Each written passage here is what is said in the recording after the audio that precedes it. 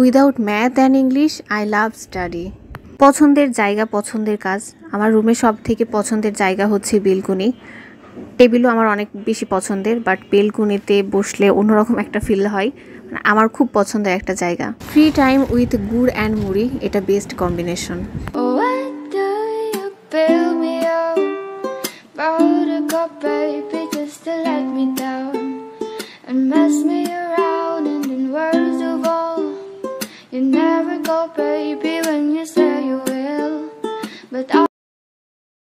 Hello everyone, আসসালামু আলাইকুম। কি অবস্থা সবার, কেমন আছেন? আমি অনেক ভালো আছি।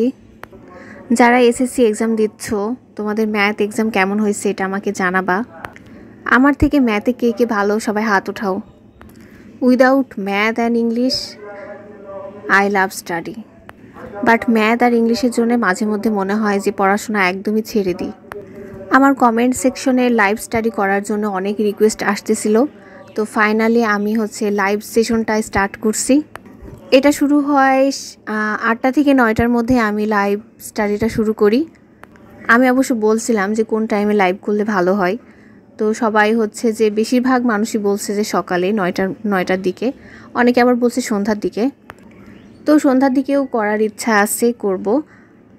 বাট সন্ধ্যার দিকে হয় কি, একটানা আমি বেশিক্ষণ পড়তে পারি না সন্ধ্যার টাইমে, বারবার উঠতে হয়, যার কারণে আসলে সন্ধ্যার দিকে লাইভ স্টাডিটা আমার মনে হয় না যে বেস্ট হবে আমার জন্যে। আর সকালে 12টা পর্যন্ত একদম টানা আমি পড়তে পারি 3 ঘন্টা।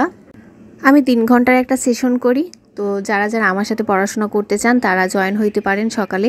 প্রত্যেক দিনে আমি ট্রাই করব এখন লাইভ স্টাডি করার।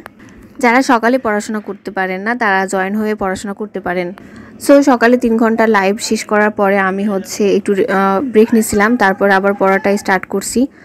আর তখন করছিলাম আমি বিসিএসের একটা কোশ্চেন সলভ করছি, প্লাস বাংলা সাহিত্যটা পড়ছি।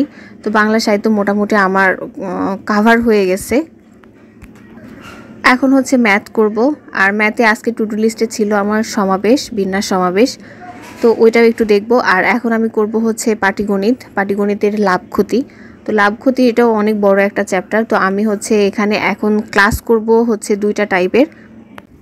মাস্টার্সের এক্সাম শেষ হয়েছে অনেক দিন হয়েছে, বাট ভাইবার ডেট দিচ্ছিল না, যেটার কারণে অনেক বেশি টেনশনে ছিলাম, অনেক বেশি চাপের মধ্যে ছিলাম যে কবে ডেট দিবে।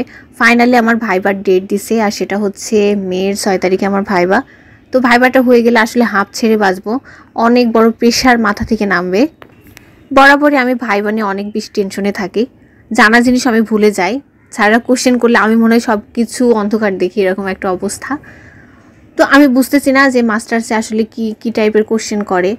তো বড় আপু ভাইয়ারা, আপনারা যদি আমার ভিডিও দেখে থাকেন তো প্লিজ আমাকে একটু হেল্প করেন যে মাস্টার্সের জন্য আসলে কি পড়বো, কোথা থেকে কোশ্চেন করা হয়।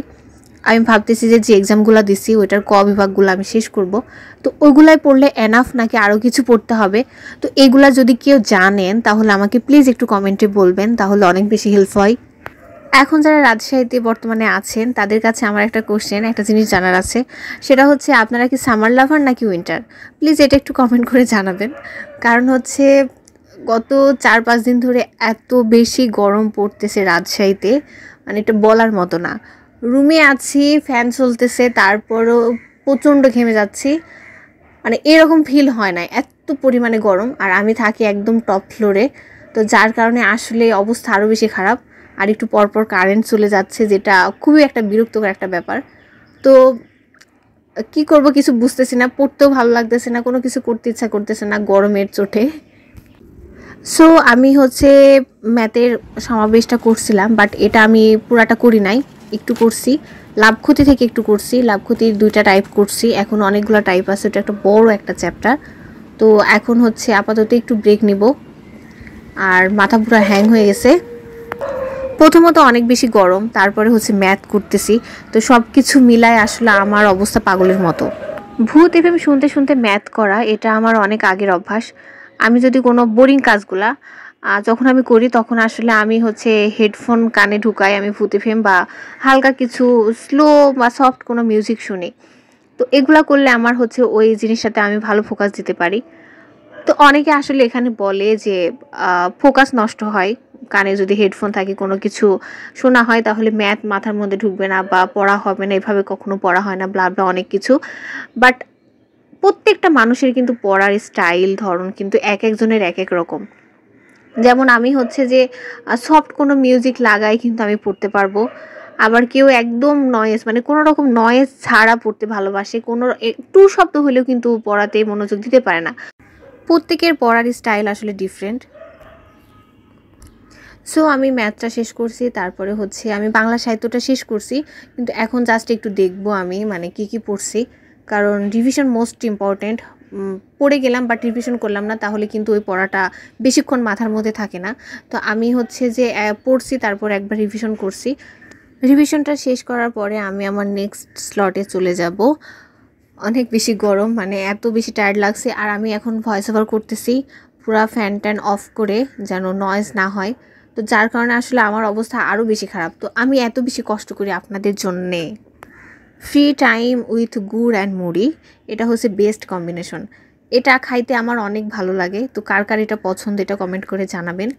আর এটা হচ্ছে খেজুরের গুড়, আমাদের ওখানে একদম খাঁটি খেজুরের গুড় পাওয়া যায় কোনো রকম ভেজাল ছাড়া। তো যার কারণে এটা আসলে একটু বেশি টেস্টি লাগতেছিল। আমার মনে আছে ছোটোবেলায় যখন আমরা বেড়াইতে যাইতাম কোথাও, তখন আসলে নাস্তা হিসেবে প্রথমে যেটা দিত সেটা হচ্ছে চানাচুর বিস্কুট, এটা হচ্ছে মাস্ট থাকবে। তো এটার সাথে হচ্ছে চিড়া, গুড়, মুড়ি এটাও দিত কিন্তু খাইতে। তো ছোটোবেলার কথা মনে হয়ে গেল। যদিও গুড়টা আমি অনেকদিন নিয়ে এসে রাখছিলাম বাট আমার মনেই থাকে না। এরকম অনেক হয় যে খাবার কিনে নিয়ে এসে রাখি বাট মনে থাকে না আমার যে আমি কী কিনছি বা কী আছে, মানে আমি কখনো চেকই করি নাই। যেটা মাথার মধ্যে আসে যে হয়তো এটা আছে তখন এটা বের করে খাই। বাট এরকমও হয়েছে যে আমি নিয়ে এসে রাখছি বাট ওটার মেয়াদ শেষ হয়ে গেছে আর আমার ওটা মনেই নাই যেটা আমি কিনেও নিয়ে আসছিলাম। আমার রুমের দুইটা জায়গা আমার অনেক বেশি পছন্দের, একটা হচ্ছে টেবিল চেয়ার আর আরেকটা হচ্ছে বেলকনি। তো রুমে এত বেশি গরম লাগতেছিল যে আমি রুমে বসে পড়তেই পারি নাই, আমি বেলকনিতে চলে আসছি কারণ অনেক সুন্দর বাতাস হচ্ছিল। আর আমি যেহেতু টপ ফ্লোরে থাকি তো যার কারণে ফ্যান চলতেছে বাট মনে হচ্ছে ছাদের সব গরম আমার রুমে চলে আসছে ফ্যানের মাধ্যমে। তো রুমে আসলে থাকতে পারি নাই, তো বেলকনিতে আসছি। বেলকনিতে বাতাস হচ্ছে তো আমি একটু ফিল নিচ্ছিলাম আর ভালো লাগছিলো বেলকনিতে বসে থাকতে।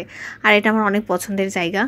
এই গরমে এর থেকে বেশি আমি মোটিভেট আর করতে পারছি না। তো দেখা হবে অন্য কোনো ভিডিওতে, ততক্ষণ পর্যন্ত সবাই অনেক বেশি ভালো থাকবেন। আর হ্যাঁ, অবশ্যই বেশি বেশি পানি খাবেন, বাইরে বের হওয়ার সময় অবশ্যই ছাতা নিয়ে বের হবেন। সো আজকের মতো এই পর্যন্তই, আল্লাহ হাফেজ।